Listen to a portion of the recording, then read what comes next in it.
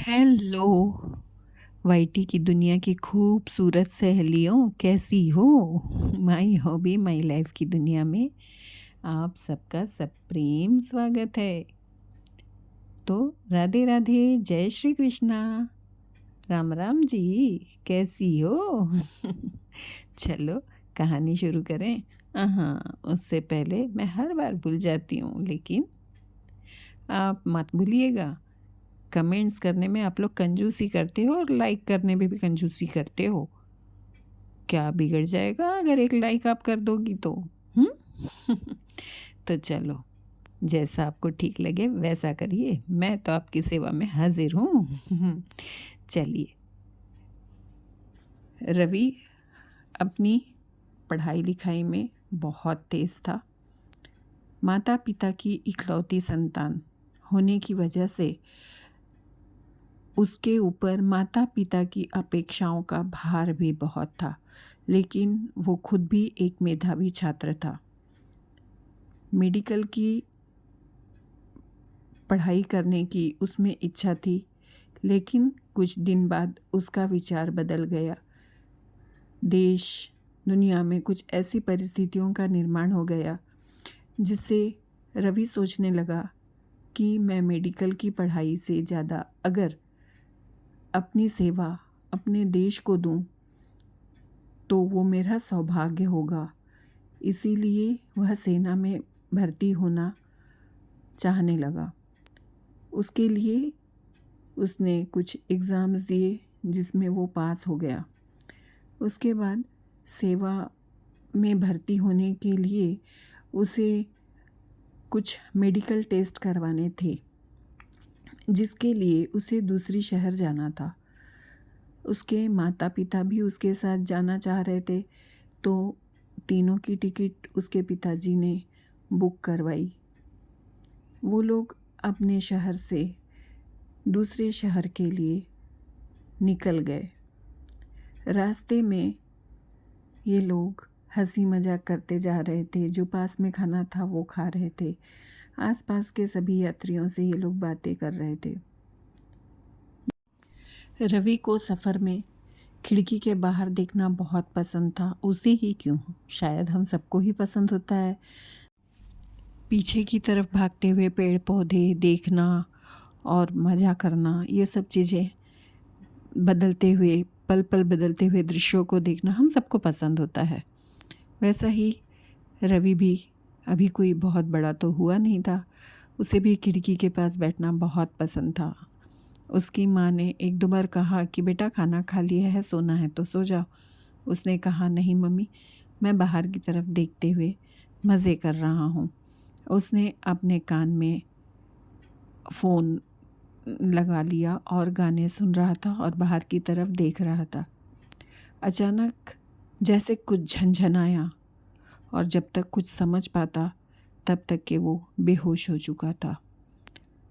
दरअसल कुछ शरारती तत्वों ने ट्रेन में बड़े बड़े पत्थर मारे थे, जिसकी वजह से रवि के पास की खिड़की टूट गई थी और उसका जो टूटा हुआ कांच था वो रवि की गर्दन में फंस गया था। उस कंपार्टमेंट के सिर्फ रवि ही नहीं, बहुत सारे लोग घायल हुए थे। किसी के सिर में चोट लगी थी, किसी की आंख में चोट लगी थी, तो कोई बहुत ज़्यादा ज़ख्मी हो गया था, तो कोई मामूली घायल था। जैसे ही पुलिस को ये पता चला, रेलवे विभाग को इस घटना की जानकारी मिली, उन्होंने आपातकालीन बटन का यूज़ करते हुए गाड़ी को रोका और यात्रियों को देखने के लिए आए। फिर उन्हें वहाँ एम्बुलेंस बुलाकर पास के ही हॉस्पिटल में भर्ती कराया गया। ये सब होते तक काफ़ी देर हो चुकी थी। कुछ यात्रियों की इस दुर्घटना में मौत हो चुकी थी, कुछ गंभीर रूप से घायल थे, जिन घायलों में एक रवि भी था। रवि की गर्दन की कुछ नस कट गई थी और उसके सिर पर भी मार लगा था। इसके चलते रवि को एक अपंगत्व आ गया था जिसकी वजह से वह हलचल नहीं कर पा रहा था।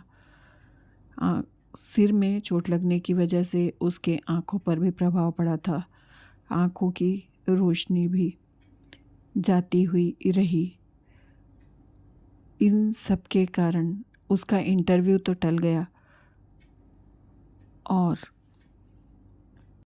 जीवन भर का अपंगत्व अलग से आ गया। उसके माता पिता को भी हल्की हल्की चोटें लगी थी क्योंकि वो उस खिड़की से थोड़ा दूर बैठे हुए थे, लेकिन फिर भी वो भी अस्पताल में 2-3 दिन रहे। रवि को करीब 1 महीने हॉस्पिटल में रहना पड़ा और उसके बाद उसे घर लाया गया, लेकिन शारीरिक अपंगत्व के साथ उसका अब सेना में भर्ती होने का सपना चूर चूर हो चुका था। उस दुर्घटना में ऐसे ही कितने ही घर बर्बाद हो चुके थे। किसी का इकलौता लड़का मृत्यु को प्राप्त हो चुका था, किसी के घर का जो करता धरता पुरुष था वो चला गया था, किसी की माँ चली गई थी, किसी का बच्चा चला गया था। यह सब होने के बाद लोगों ने बहुत बहुत आवाज़ उठाई, हंगामा हुआ, कैंडल मार्च हुई, लेकिन क्या हुआ? जिन लोगों की ज़िंदगी जानी थी वो तो चली गई थी।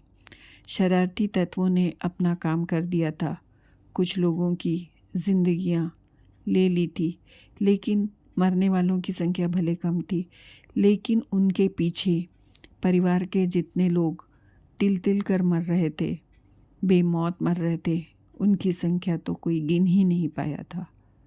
लोगों ने अपने मज़े के लिए पत्थर मारे थे या किसी भी द्वेष से पत्थर मारे थे, उसे जो देश की सार्वजनिक संपत्ति को हानि हुई, जो टैक्स पेयर का नुकसान हुआ वो तो अलग था, लेकिन जीव हानि हुई, किसी के सपने टूट गए, किसी का घर बिखर गया, वो सब अलग ही रह गया। रवि के सपने बस वहीं पर दम तोड़कर रह गए, कहानी अधूरी रह गई। रवि आज भी उसी परिस्थिति में बेड पर पड़ा हुआ है। उसकी आंखों से बहुत बार आंसू बहते हैं। वह बेड पे बड़ा पड़ा यही सोचता रहता है कि काश वो दिन ना आया होता, काश मैं खिड़की के पास ना बैठा होता, काश मैं किसी और कंपार्टमेंट में होता, काश लोग ऐसे ना होते कि अपने मज़े के लिए या अपने किसी मकसद को पूरा करने के लिए कईयों के घर उजाड़ देते हैं।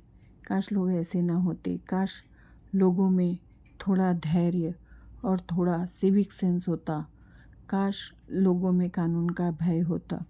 वो अपराधी भले ही पकड़े गए, भले ही उन्हें सज़ा हुई, लेकिन जिनके घर के चिराग उजड़ गए, जिनके घर का मुखिया चला गया, जिनकी माँ का आंचल छिन गया जिन लोगों से, क्या वो फिर कभी वापस आ पाएगा? जिनका इकलौता बच्चा अपाहिज होकर बेड पर पड़ा था, क्या उनकी उस माँ के आँख से निकले हुए आंसू, दिल से निकली हुई आह इन लोगों को जीने देगी? क्या लोगों में कानून का भय होना ज़रूरी नहीं है? क्या इतनी संवेदनहीन हो गए हम लोग? इतनी संवेदनशीलता ज़रूरी नहीं है? इतना लोगों में एक दूसरे के लिए चिंता आदर भाव होना ज़रूरी नहीं है कि हमारे किसी गलत काम से किसी का घर उजड़ सकता है, किसी की दुनिया उजड़ सकती है? क्यों लोग ऐसे होते जा रहे हैं? इन सवालों का जवाब मेरे पास तो नहीं है। ये कब रुक सकता है, इसका जवाब भी मेरे पास नहीं है।